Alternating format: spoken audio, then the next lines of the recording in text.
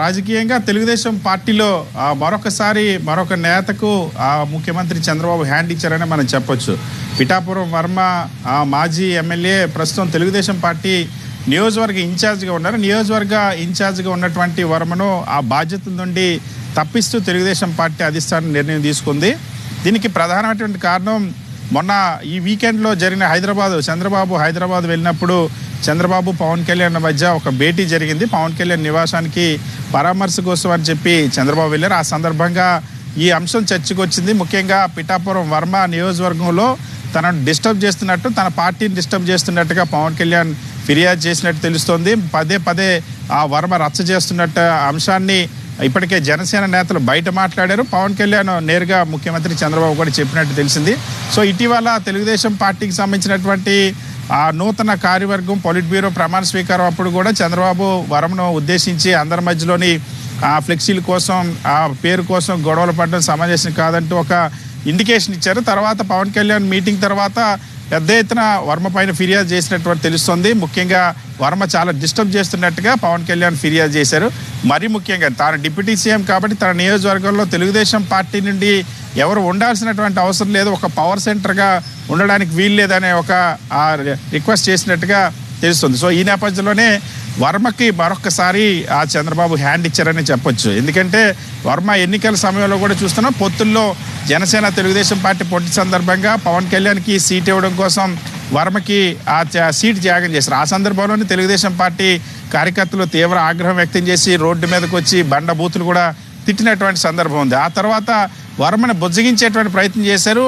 Chandrababu on record నిన్ను నా పక్కన ఉంచుకుంటా, నీకు మంచి క్యాబినెట్ స్థాయి గౌరవాన్ని ఇస్తానంటూ కూడా ముఖ్యమంత్రి అప్పట్లో టీడీపీ అధ్యక్షుడు చంద్రబాబు నాయుడు హామీ ఇచ్చారు.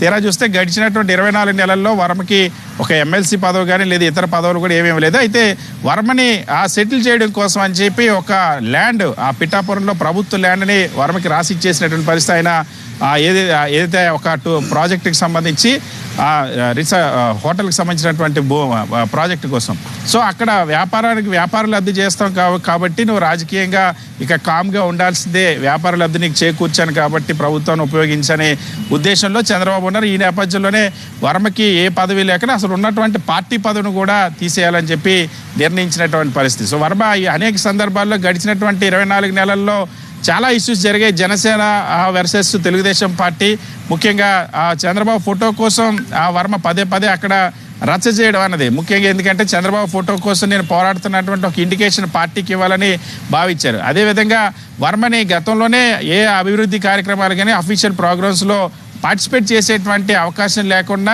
చేయాలని చెప్పి పవన్ కళ్యాణ్ కోరారు. అయినా సరే వర్మ పదే జోక్యం చేసుకుంటున్నారని పవన్ కళ్యాణ్ మళ్ళీ ఇప్పుడు ఫిర్యాదు చేశారు. సో ఇప్పుడు వర్మని పూర్తిగా పక్కన పెట్టేసి ఇక ఎన్నికల సమయంలో వర్మను బుజ్జగించడం కోసం చాలా హామీలు ఇచ్చారు, చాలా పదవులు ఇస్తామన్నారు, క్యాబినెట్ స్థాయి గౌరవిస్తామని చెప్పిన తర్వాత ఎన్నికల అవసరం తీరిపోయింది కాబట్టి చంద్రబాబు ఎవరినైనా వదిలేస్తారని దానికి మరొక ఉదాహరణ వర్మ అని చెప్పొచ్చు. ఇప్పుడు ఏకంగా తెలుగుదేశం పార్టీ బాధ్యతల నుండి తప్పించి ఇటీవల రాష్ట్ర ఉపాధ్యక్షుడిగా వర్మకి బాధ్యతలు ఇచ్చారు. ఇక పిఠాపురం నియోజకవర్గంలో ఉండడానికి వీలేదన్నటువంటి ఒక సందేశాన్ని ఆ నియోజకవర్గంలో తెలుగుదేశం పార్టీ కార్యక్రమాలకు కూడా ఒక సమన్వయ కమిటీ, ఎందుకంటే ఎక్కడైతే ఎమ్మెల్యే లేదా టీడీపీ ఉన్నటువంటి ఇన్ఛార్జిని మార్చాలనుకున్నా లేదా ఆ ఉన్నటువంటి నియోజకవర్గ ఇన్ఛార్జిని తప్పించేటువంటి ప్రయత్నం చేసేటప్పుడు తెలుగుదేశం పార్టీ సహజంగానే ఒక సమన్వయ కమిటీ అన్న ఒక అంశాన్ని తెరపైకి తీస్తుంది.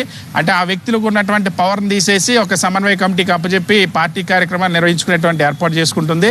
సో దాంట్లో భాగంగా ఇప్పుడు వర్మని అక్కడ తప్పించి అక్కడ ఒక సమన్వయ కమిటీని పార్టీ కార్యక్రమాల కోసం ఏది కూడా జనసేన పవన్ కళ్యాణ్ ఆ వ్యవహారాల్లో కానీ జనసేన వ్యవహారాల్లో కానీ జోక్యం చేసుకోకుండా కట్టడి చేసింది. ఎందుకంటే గతంలోనే వర్మకు సంబంధించి వర్మని తెలుగుదేశం పార్టీ ఎలా చూస్తుందో మంత్రి నారాయణ కూడా ఒక ఆడియోలో స్పష్టంగా చెప్పారు. మేము వర్మనే తీసి పక్కన పెట్టేసాం, మీరంతా లెక్క కాదని చెప్పి గతంలో నారాయణ చెప్పారు. ఇప్పుడు అధికారికంగా పూర్తిగా అధికారిక బాధ్యతల నుండి కూడా పార్టీకి సంబంధించినటువంటి ఇన్ఛార్జ్ బాధ్యతలను కూడా తీసి పక్కన పెట్టేసినట్టు పరిస్థితి. సో 2 సంవత్సరాల కిందటి వరకు కూడా తెలుగుదేశం పార్టీ ఇన్ఛార్జ్ అయినటువంటి వర్మని విపరీతంగా తెలుగుదేశం పార్టీ వాడుకున్న తర్వాత మీరు పొత్తులో సీటు త్యాగం చేస్తే అద్భుతమైన అవకాశాలు ఇస్తామని స్వయంగా చంద్రబాబు క్యాబినెట్ స్థాయి గౌరవిస్తామని కూడా చెప్పి ఇప్పుడు పూర్తిగా పక్కన పెట్టేయడం అన్నది వర్మ అనుచరులకు కూడా మింగిడి పడినటువంటి పరిస్థితి.